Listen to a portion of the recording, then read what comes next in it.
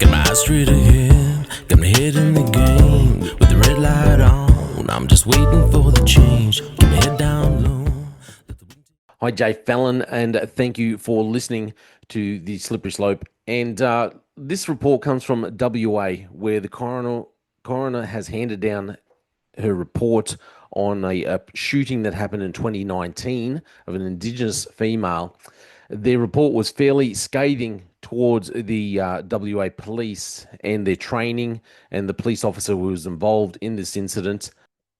What I find very interesting, because I think this is an issue that we've had in Australia for a while now in all police jurisdictions, is the issue with police training, the lack of police training, and also hiring people, recruiting people who aren't able to think outside the box, who aren't able to give more consideration to more than just police procedure, who aren't able to handle the pressures that come with policing. At the drop of the hat, you can go from one situation where you're just sitting down, having a coffee, talking to members of the community, to 5 minutes later, you could be faced with someone who's armed, put in a dangerous situation. You need to be able to make split-second decisions. You need to be able to consider all options and not just go straight for police procedure where you see an incident, oh, yep, my training, and then be able not to consider other options. You need to be able to think clearly under pressure. I think what we've got, the problem that we've got, and we've seen this especially in Queensland, I think, is you've got the wrong people who've been recruited. And you've got incidences. This is why I believe Queensland has the highest amount of shootings, police shooting civilians in the last couple of years, is because we've got bad recruitment practices, and we've also got training that isn't training that's not good enough. It's not. It's not really.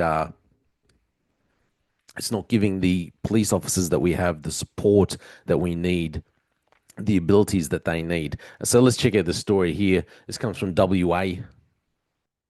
So WA police shot dead an Aboriginal woman. Did not make meaningful attempts to de-escalate. That's what the coroner has said. Police were not sufficiently trained, did not make meaningful attempts to de-escalate the situation before fatally shooting an Aboriginal woman in Geraldton Street in 2019. The WA coroner has found the death of the 29-year-old Ngarlawangga Yamatji Martu woman, known as JC for cultural reasons, was preventable, and more needed to be done to bring about actual change and improve relations between the WA police and Aboriginal communities. That's what Coroner Ros Fogliani said in her determination. Her 9 recommendations included that police, in consultation with the Aboriginal people, establish a section or branch dedicated to improving the relationship between WA police and Aboriginal persons, and regular face-to-face co-designed Aboriginal cultural awareness training tailored by region. JC was shot dead by Brenton Wyndham on a residential street in Geraldton, about 400 kilometres north of Perth. Wyndham was acquitted of JC's murder and of manslaughter in October 2021, telling the WA Supreme Court he had acted in self-defence, as JC was carrying a knife and a pair of scissors. So because she had the knife and the scissors in the hand, that's his justification. So JC had left their house. Her family called police for assistance out of concern for her state of mind. It's always concerning. It always troubles me, I think, because people stop calling police because they think, no, if I call police, the worst is going to happen. So they were believing her to be volatile and armed with a knife. She had been released from prison weeks earlier and had spent most of those weeks as an involuntary mental health patient. Less than a minute elapsed between the first police vehicle arriving at the scene and JC being shot. The coroner said, which begs the question of what thought, if any, was given to de-escalating the situation before the shot was fired. Wyndham had made a split-second decision to get out of a police car and move towards JC, the coroner said, shooting her within 17 seconds of leaving the vehicle. Fogliani rejected Wyndham's claim that he had no other option but to fire on JC, finding that he had put himself in the situation where he perceived he needed to fire. that JC was not an active armed offender and that she had not lunged at Wyndham or stepped towards him, though he may have honestly believed that she did. The tenor of the evidence of the attending police officers and of the submission of WA Police is that the incident ended so quickly that there was no time for police to communicate with each other, the coroner said. For the same reason, there were no reflections offered by them on how things could have been done differently. This reasoning is circular. The incident ended quickly because First Class Constable Wyndham shot JC. The question is to explore is whether better coordination and communication could have avoided the incident ending quickly. The officers involved did not sufficiently recognize or consider JC's mental distress or the contributing cultural and historic context that attended it. So basically, not enough thought was given to what else was going on. There was nothing else considered. It was get out of the car and escalate. That's what it seems like they're saying. He escalated the situation. So if someone's walking along with a knife and pair of scissors, police are trained. If you're confronting someone like that, you draw the gun. Knife, knife, knife, drop the knife, drop the knife. You pulled out your gun, bang, bang, bang. That's the way you're trained. The thing is, as a police officer, you need to be able to evaluate a situation very quickly and think of different options, not just knife, knife, knife, get my gun, gun, gun. Okay. If someone is out on the street and they're the only one on the street and they've got a knife and a pair of scissors in their hand, just my own thought, I get there. If I get out of the car, I have to escalate the situation. If I stay in the car, I can talk from the safety of my car. Maybe. Also, if the person's just there by themselves, are they a threat to someone else? Have they only made threats to themselves? So are they just looking at going somewhere else to harm themselves, or are they on their way to threaten someone else? The main issue here seems to be getting out of the car, escalating the situation instead of thinking of other options to de-escalate, taking anything else into consideration. The problem that I saw while I was in Queensland Police, and the problem that I see now, considering that we've had the most amount of shootings by police in Queensland. Well, we've actually shot more people in Queensland than every other state combined in the last couple of years. So the problem that I see is you've got this kind of situation scenario getting played out on a very regular basis. Officers getting out and escalating situations rather than considering what else can I do. There was an incident in Queensland earlier this year, or was it late last year, where a gentleman was in the room, locked. He was in the room by himself.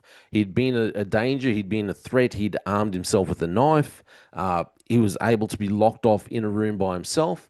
Instead of the first responders, instead of seeing the man in the room and leaving him and trying to wait for other people to come, other officers with more experience to come, to be able to talk to him, to get communication happening with the gentleman.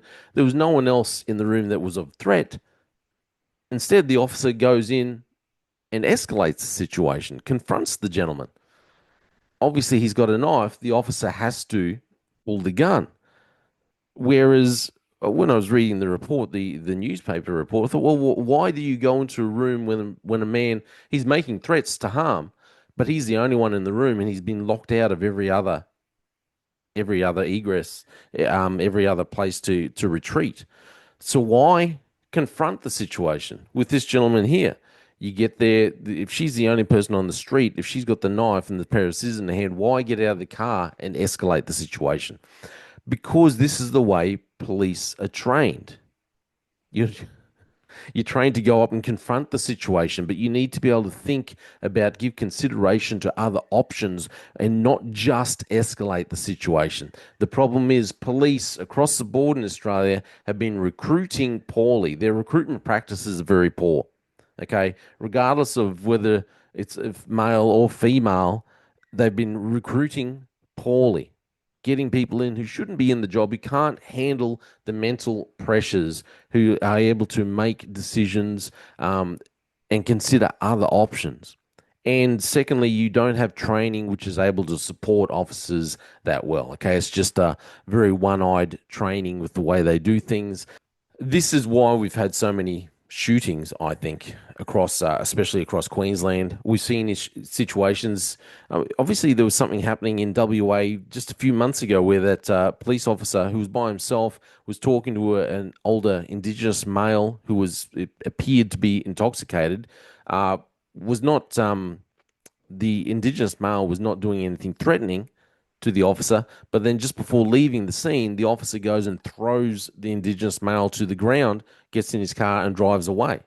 So, was this also a cultural issue within the police in Western Australia where Indigenous people are not looked at, kind of maybe being looked at as being subhuman? You don't really have to take a step back and think about anything else. Or, oh no, it's all right. We can just have open season, treat Indigenous people however we want.